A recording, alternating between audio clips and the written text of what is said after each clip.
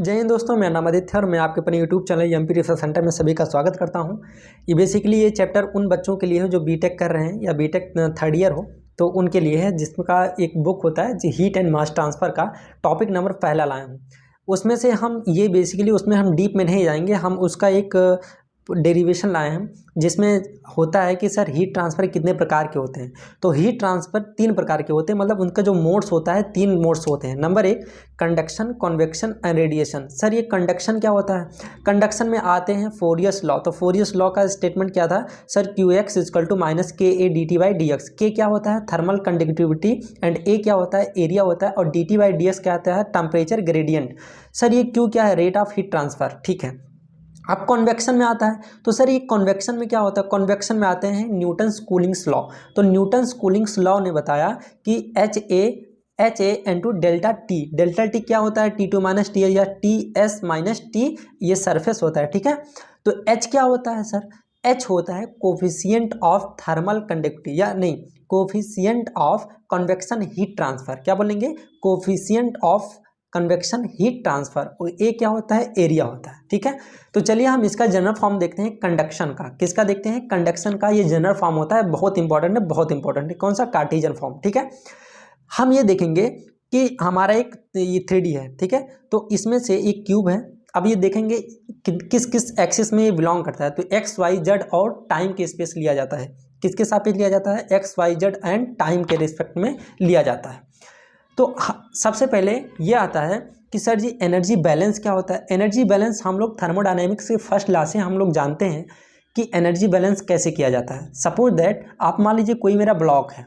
ठीक है, अब मान लीजिए कोई ब्लॉक है 3D, तो मैंने एज्यूम कर लिया कि सर ये मेरा 3D ब्लॉक है। ठीक है, अब मैंने कहा कि इसमें हमने क्या किया, 20 जूल का एनर्जी हमने डाला, और इसमें अंदर कुछ एनर्जी जनरेट हुआ, मान लो Eg।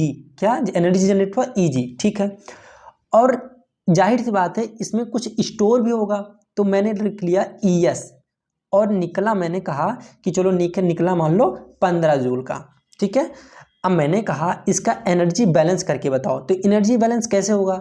होता है एनर्जी इन प्लस, या वैसे देखो मैंने कहा कि 20 जूल का एनर्जी मैंने डाला। ठीक है, मान लो कि 5 जूल का मेरा एनर्जी जनरेट हुआ।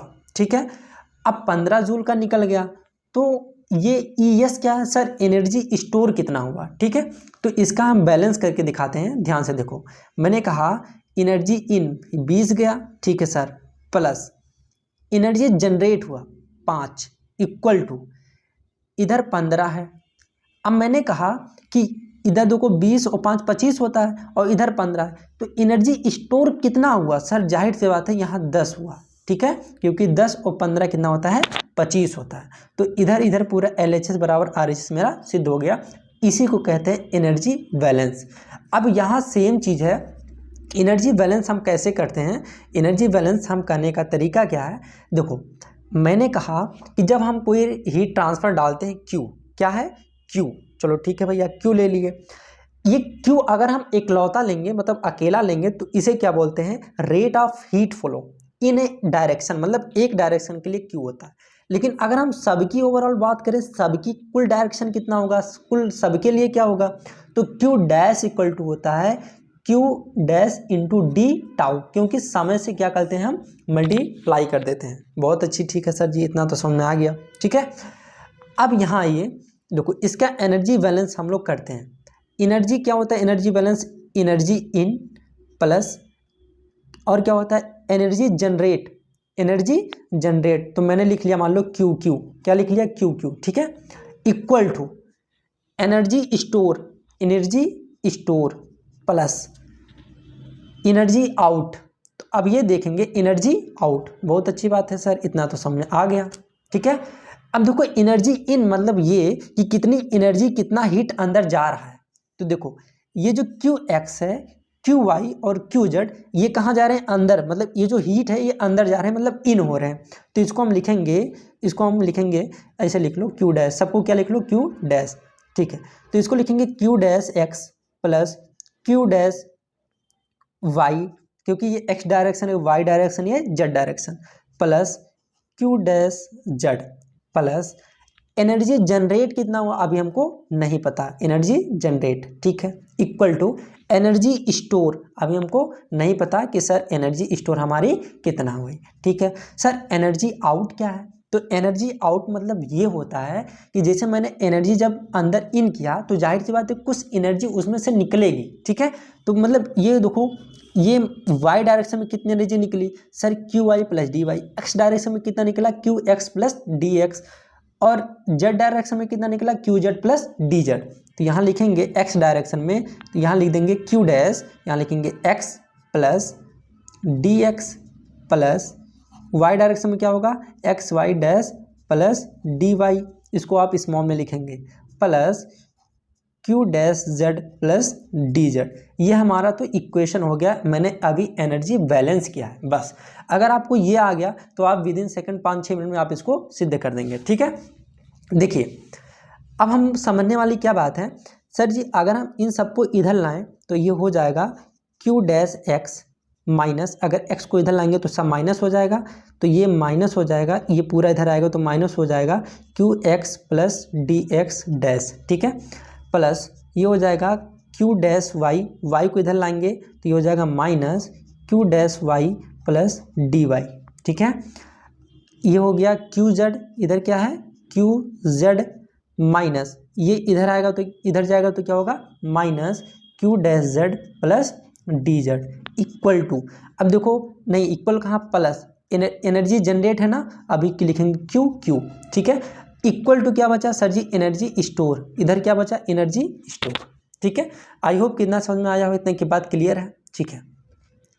अब देखिए सर जी नेट एनर्जी कैसे निकालते हैं। नेट एनर्जी कहने का मतलब ये हुआ, सपोज दैट मान लो कि मेरा कोई ब्लॉक है, ठीक है, इसमें से मैंने कहा कि 100 जूल मैंने इन किया और निकला कितना 90 जूल, तो इसका नेट एनर्जी कितना था, तो नेट एनर्जी निकाला जाता है 100, नेट कैसे निकाला जाता है 100 माइनस 19, तो कितना आएगा 10 जूल।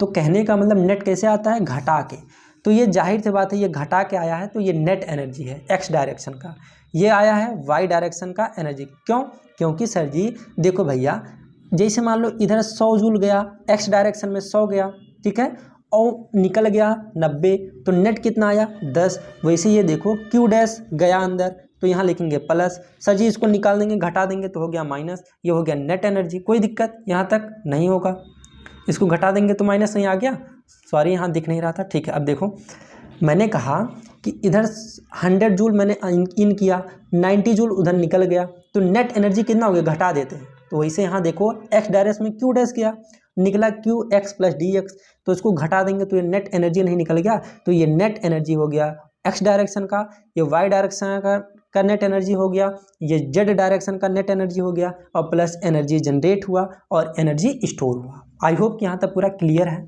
ठीक है।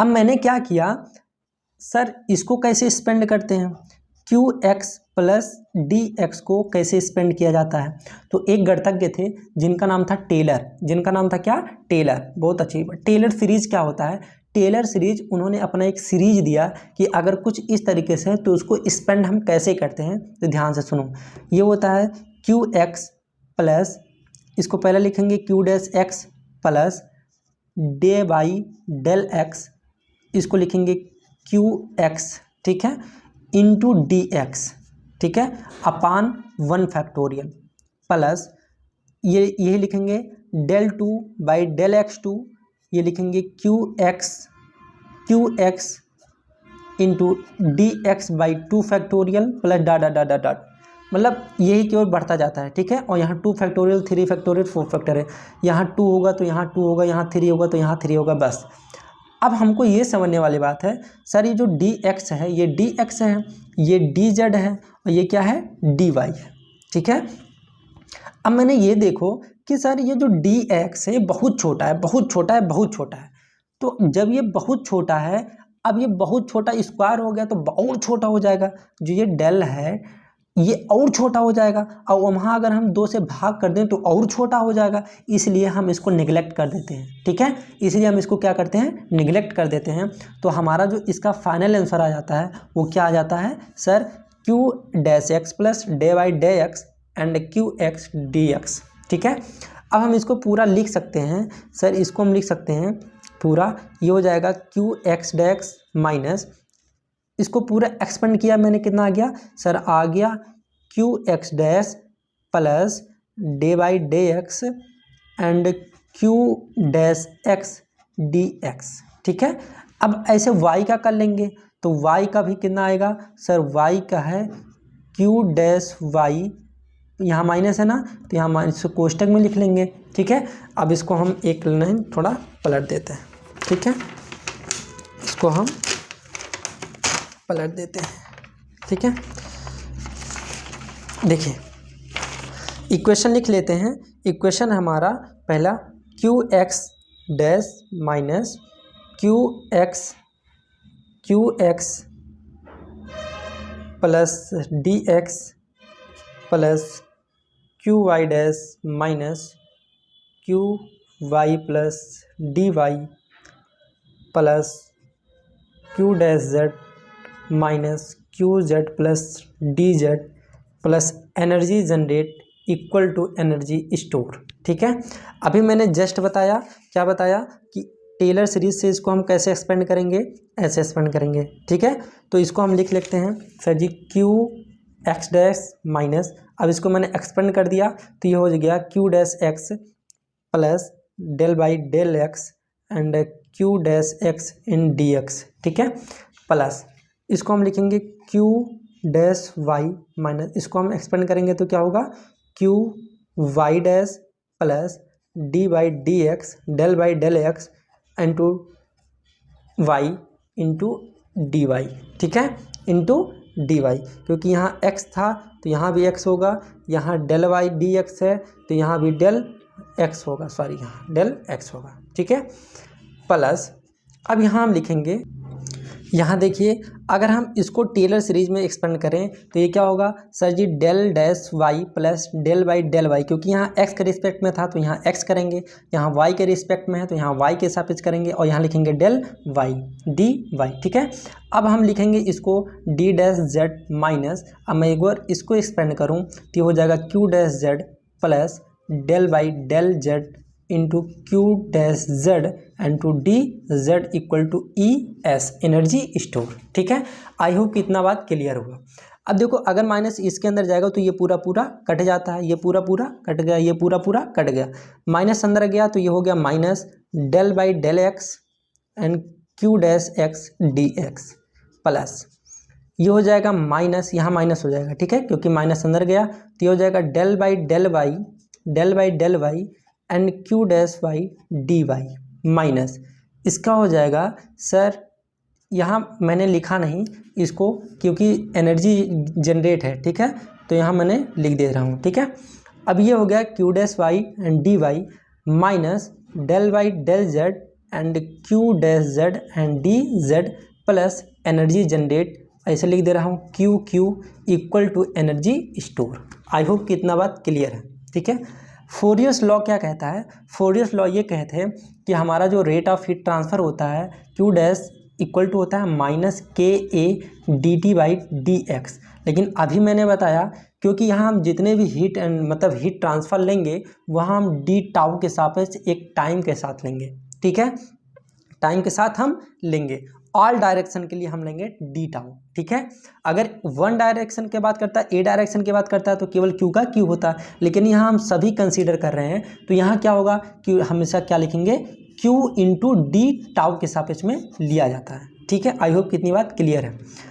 अब मैं अगर यहाँ एक्स कर दूँ तो यहाँ के एक्स यहाँ एक्स हो जाएगा, कोई दिक्कत नहीं है sir.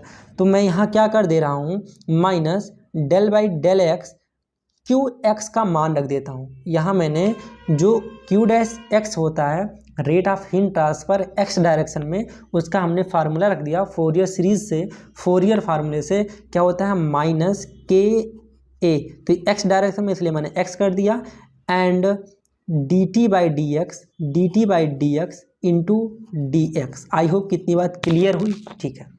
Minus del Y into, फिर इस पर फोरियर्स लॉ का फार्मूला कर दिया, minus K Y A Y D T by D x into D Y, ठीक है। माइनस यहाँ मैंने कर दिया del by del Z, and इसको मैंने कर दिया minus K Z A Z del T by del X, ठीक है, del T by del x into, यहाँ देखिए अगर हम x डायरेक्शन में करेंगे तो k x A x and del T by del x into d x, ठीक है। अगर y के डायरेक्शन में करें तो के वाई ए वाई, मतलब फोरियर सीरीज का फार्मूला रखेंगे, फोरियर फार्मूला y डायरेक्शन के लिए, तो यहाँ del T by del y हो जाएगा, ठीक है। और यहाँ del T by del Z into D z हो जाएगा, प्लस जेड डक हो गया, plus energy generate Q Q equal to energy store, ठीक है। आई होप कितनी बात क्लियर हुई, ठीक है।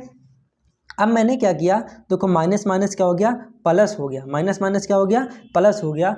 अच्छा अगर मैं यहाँ देखूँ, इस फेस को देखूँ, ये वाले फेस को, ठीक है, ये वाले फेस को देखूँ, तो ये कह रहा है एक्स डायरेक्शन में, अगर मैं पूछूँ एरिया क्या होगा, एक्स डायरेक्शन का एरिया क्या होगा, तो एक्स डायरेक्शन को छोड़ के क्या होगा, लंबाई गुणे चौड़ाई, मतलब D Y into D Z, D Y into D Z.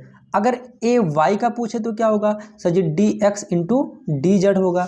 Sir अगर हम ए जेड का पूछें तो क्या होगा, ए जेड का क्या होगा, तो ए जेड का होगा, ए जेड का क्या होगा, d Y into d x, ठीक है। अब मैंने यहाँ क्या किया, देखो मैंने यहाँ क्या किया, माइनस माइनस प्लस हो गया, तो del Y del x into के एक्स, ए का मान रख दिया, एक्स डायरेक्शन का है, तो यहाँ हो जाएगा d y d z and del T y del x into d x, ठीक है, d T by D x, ठीक है। माइनस माइनस माइनस क्या हो गया, प्लस हो गया, ये हो गया डेल वाई इंटू के वाई, ए वाई का मतलब एरिया वाई डायरेक्शन में क्या होगा, सर वाई पूछा है तो एक्स जेड होगा, मतलब d x into D Z, ये हो गया del T by del Y into D y. I hope कितना बात क्लियर हुआ, माइनस माइनस हो गया सर प्लस हो गया, ये हो जाएगा del by del z, sorry यहाँ गलती हो गया था, डेल बाई डेल जेड, ये हो जाएगा के जेड इंटू एरिया क्या होगा जेड डायरेक्शन का, अगर हम जेड का लेंगे तो क्या होगा एक्स वाई, तो यहाँ हो जाएगा sir d x into D Y into del T by del Z into D z, ठीक है, प्लस एनर्जी जनरेट मतलब q Q equal to energy store, ठीक है। अब मैंने क्या किया, ध्यान से देखो, अगर मैं इसका पूछूं वॉल्यूम कितना है, ठीक है, देखो लंबाई इसकी चौड़ाई, लंबाई कितनी है डी एक्स, लंबाई कितनी है डी एक्स, चौड़ाई कितनी है सर जी, लंबाई गुणे चौड़ाई गुणे ऊंचाई तो होता है, ऊंचाई कितना है डी वाई, चौड़ाई कितनी है सर, चौड़ाई कितनी है डी एक्स मान लो, और चौड़ाई लंबाई गुणे लंबाई कितना है डी एक्स और चौड़ाई कितनी है डी जेड। तो वॉल्यूम का जो होता है घन जो होता है उसका आयतन कितना होता है, बी बराबर, सर जी बी बराबर होता है लंबाई गुणे चौड़ाई गुणे ऊंचाई, हाइट डिस्टेंस। देखो वॉल्यूम क्या होता है, लंबाई गुणे चौड़ाई गुणे ऊंचाई, ठीक है। तो लेंथ ले लिया, विड्थ ले लिया एंड हाइट ले लिया, तो d x d y and D Z, ये वॉल्यूम हो गया, ठीक है।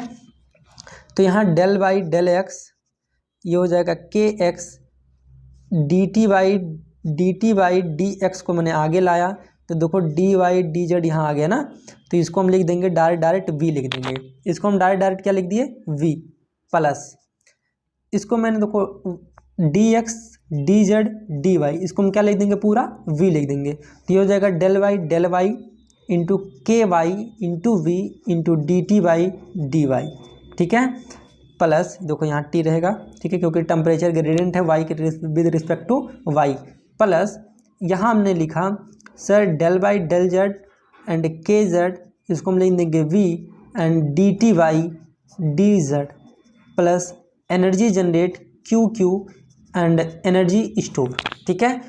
अब मैंने क्या किया, अब मैं निकाल रहा हूँ सर क्यू क्यू क्या होगा, एनर्जी, जो एनर्जी जनरेट होता है सर, ये एनर्जी जनरेट क्या होता है, तो एनर्जी जनरेट इक्वल टू होता है heat generate per unit volume per unit time per unit volume, मतलब यहाँ हम लिखेंगे q q, energy generate equal to क्या होता है heat generate per unit volume, तो वॉल्यूम क्या होता है सर जी, वॉल्यूम V हो गया, into per unit time, time क्या है सर जी, डी टाउ है, क्या है, डी टाउ। ठीक है सर जी। एनर्जी स्टोर कैसे निकालेंगे, तो एनर्जी स्टोर इक्वल टू होता है Q बराबर क्या होता है, Q बराबर MC होता है, Q बराबर क्या होता है, MCT, Q बराबर क्या होता है, MCT, क्योंकि हम लोग थर्मोडायनेमिक्स में पढ़े थे कि जो इंटरनल एनर्जी होती है, एनर्जी स्टोर क्या होती है, MCT।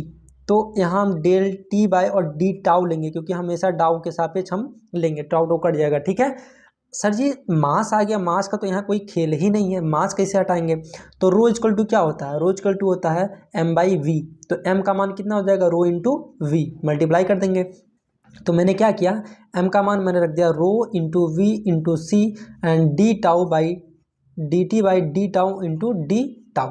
ठीक है, अब मैंने यहाँ क्या किया, अब मैंने इस इक्वेशन में क्या किया, देखो del by del x into के X D T by D x into V plus del Y K Y V and D T by D Y plus इसको मैंने क्या किया, डेल बटे डेल जेड एंड के Z V into D T by D Z plus energy generate अभी मैंने just निकाला Q Q, देखो Q Q into we into per unit volume per unit time D tau.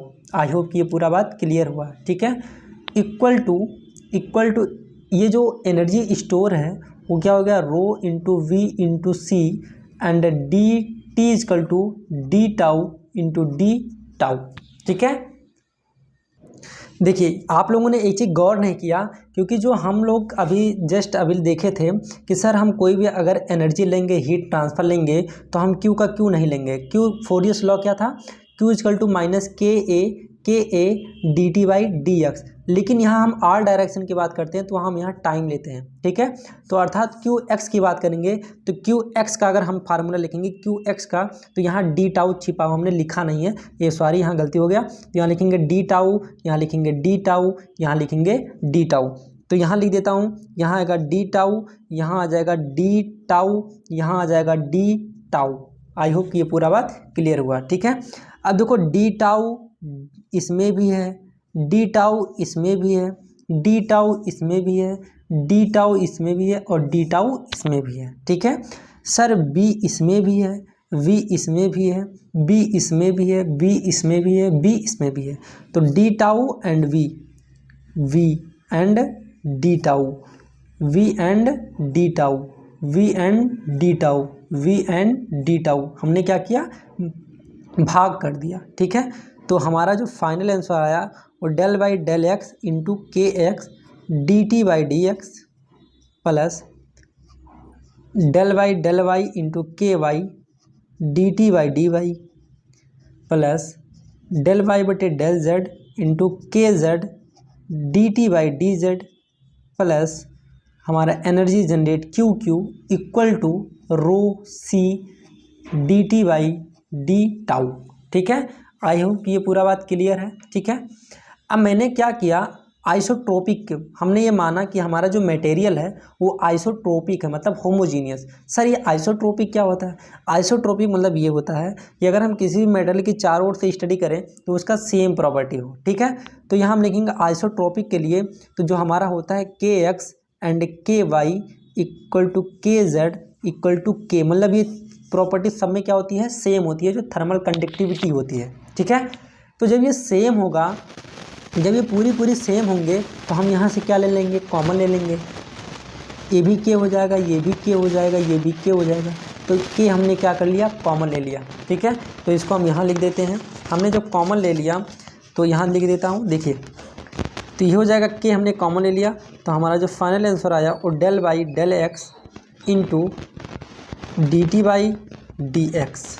ठीक है, plus ये हो जाएगा del Y and D T by, अब इसको लिख देता हूँ इसे direct D Y plus del बटे del Z and D T by D Z plus Q Q equal to energy store कितना है sir, rho into C and D T by D tau.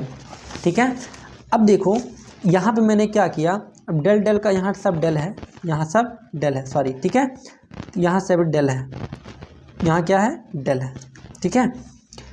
अब जब इसको गुणा करेंगे तो ये हो जाएगा के, ये हो जाएगा sir del square T and del x square plus del square T and del Y square plus del square T upon del Z square plus Q q equal to rho into c into del T बटे del tau, ठीक है। अब के को मैंने क्या किया, सब में भाग कर दिया, तो ये हो जाएगा del square T and del x square plus del square T बटे del Y square plus del square T बटे del Z square plus Q cube upon K equal to rho C by K and rho del T and del tau, ठीक है, del T बटे del tau. Sir alpha equal to होता है के अपान रो इन सी। Sir ये alpha क्या है, alpha कहते हैं, अल्फ़ा को कहते हैं थर्मल डिफ्यूजिविटी। क्या कहते हैं, थर्मल डिफ्यूजिविटी, डिफ्यूजिविटी। अल्फ़ा को क्या कहते हैं, थर्मल डिफ्यूजिविटी। तो अब जो हमारा फाइनल आंसर हो गया, ये हमारा इक्वेशन हो गया, इसी के कहते हैं फोरियस बायोट, ठीक है। ये हमारा जो इक्वेशन हो गया, ये हमारा इक्वेशन यहाँ तक हम सिद्ध कर सकते हैं, ठीक है। लेकिन अगर इसके केस बनते हैं, इसके केस 3 प्रकार के बनते हैं। इसको कभी कभी कुछ इस फॉर्म में लिखा जाता है, वेक्टर के फॉर्म में। तो वेक्टर कैसे लिखेंगे, देखो, वेक्टर इक्वल टू क्या होता है, वेक्टर इक्वल टू क्या होता है, वेक्टर इक्वल टू होता है I del Y. Vector form में कैसे लिखा जाता है, I del Y del X plus J del Y del Y plus K del Y del Z. अगर हम इसी को 2 बार मल्टीप्लाई कर दें, इसे 2 बार मल्टीप्लाई कर दें, ठीक है, तो ये क्या हो जाएगा, I del by del X plus J del by del Y plus K del by del Z into I del by del X plus J del by del Y plus K del by del Z. तो देखो, अगर आई का आई गुणा होता है तो आई square का मान हो जाता है 1 डॉट के प्रोडक्ट में, ठीक है। तो अगर आई जे करें तो 0 हो जाता है। क्यों 0 हो जाता है, डॉट में क्या आता है, कॉज आता है। तो आई जे लिखेंगे तो 90 हो जाएगा, कॉज 90 का मान कितना होता है, 0, यही कारण होता है, ठीक है। तो ये पूरा हो जाएगा, ये हो जाएगा sir vector square equal to, ये हो जाएगा del square del x square, ठीक है, क्योंकि इसका हो जाएगा, ठीक है, प्लस डेल स्क्वायर बटे del Y square plus del square बटे डेल जेड स्क्वायर, ठीक है। अब मैंने क्या किया, इसको हम टाइम से अगर हम मल्टीप्लाई कर दें, मतलब टी से, मतलब टेम्परेचर से, तो ये टी यहाँ आ जाएगा, टी यहाँ आ जाएगा ना। तो इसको हम पूरे को, यहाँ जो पूरा इक्वेशन है, क्या इसको हम वेक्टर स्क्वायर इंटू टी नहीं लिख सकते हैं, लिख सकते हैं। तो सर ये हमारा हो गया vector square into T plus Q Q upon K equal to rho C by K and D T by del T by del tau, ठीक है। अभी मैंने बताया कि जो अल्फ़ा होता है वो होता है के बाई रो सी, के बाई क्या होता है, रो सी। तो अगर हम इसको पलट दें या 1 बाई रो का मान पूछें तो क्या होगा, रो सी बाई के। तो यही तो लिखा है रो सी बाई के, और रो सी बाई के का मान क्या होता है, 1 बाई अल्फ़ा। तो इसको आप कुछ ऐसे भी लिख सकते हैं, सर ये हो गया हमारा जो फाइनल आंसर, ये हो गया plus Q q by k equal to 1 by alpha and del T by del tau, ठीक है। आई होप यहाँ तक पूरे बात क्लियर हुआ। ये भी हम इक्वेशन हम इसको पूरा लिख सकते हैं। देखिए हमारा जो इक्वेशन आया फाइनली इक्वेशन हमारा ये है। अब इसके 3 केस बनते हैं, केस नंबर 1, 2 और 3। पहला केस क्या कहता है, पहला केस ये कहता है कि हमारा स्टडी स्टेट हो, हमारा क्या हो, स्टडी स्टेट हो, लेकिन उसमें हीट ट्रांसफ़र ना हो। क्या हो, पहला स्टडी स्टेट हो, नो हीट ट्रांसफ़र, ठीक है। तो इसमें क्या होगा, जो del T by del tau है उसका मान हो जाता है 0 एंड क्यू का मान, एनर्जी जनरेट का मान हो जाता है Q0, ठीक है। तो हमारा इससे फाइनल आंसर क्या आ गया, सर जी हमारा जो आंसर आ जाता है वो vector square into T equal to 0। Case second में क्या होता है, केस सेकंड में हमारा स्टडी फ्लूइड हो लेकिन उसमें क्या हीट ट्रांसफ़र हो, तो हीट ट्रांसफ़र अगर होगा तो हमारा क्या होगा, हीट ट्रांसफ़र के लिए हमारा जो vector square into del T, हमारा जो del T by del tau होता है वो इक्वल टू 0 होता है, स्टडी स्टेट ऑफ विथ है हीट ट्रांसफ़र, ठीक है, plus Q q upon k equal to 0। अगर इक्वेशन ऐसा हो तो उसे बोलते हैं लाप्लास इक्वेशन। क्या बोलते हैं, लाप्लास इक्वेशन। अगर इक्वेशन ऐसा हो तो उसे बोलते हैं पॉइसन रेशियो। क्या कहते हैं, पॉइसन इक्वेशन, पॉइजन नहीं भैया, पॉइसन रेशियो, ठीक है, ये पॉइसन इक्वेशन। थर्ड केस में क्या कहता है, थर्ड केस अगर हमारा अनस्टडी स्टेट हो, क्या हो, अनस्टडी स्टेट हो, नो हीट ट्रांसफ़र, तो उसमें क्या होता है, क्यू क्यू का मान कितना होता है, केवल 0 होता है। तो vector square into T equal to 1/α into del T by del tau, इसे क्या कहते हैं, इसे कहते हैं डिफ्यूजन स्टेट। इसे क्या कहते हैं, डिफ्यूजन स्टेट। आई होप कि ये पूरा आपको पूरा समझ आया होगा, उम्मीद करता हूँ। तो चलिए मिलते हैं नेक्स्ट क्लास में। जय हिंद, जय भारत।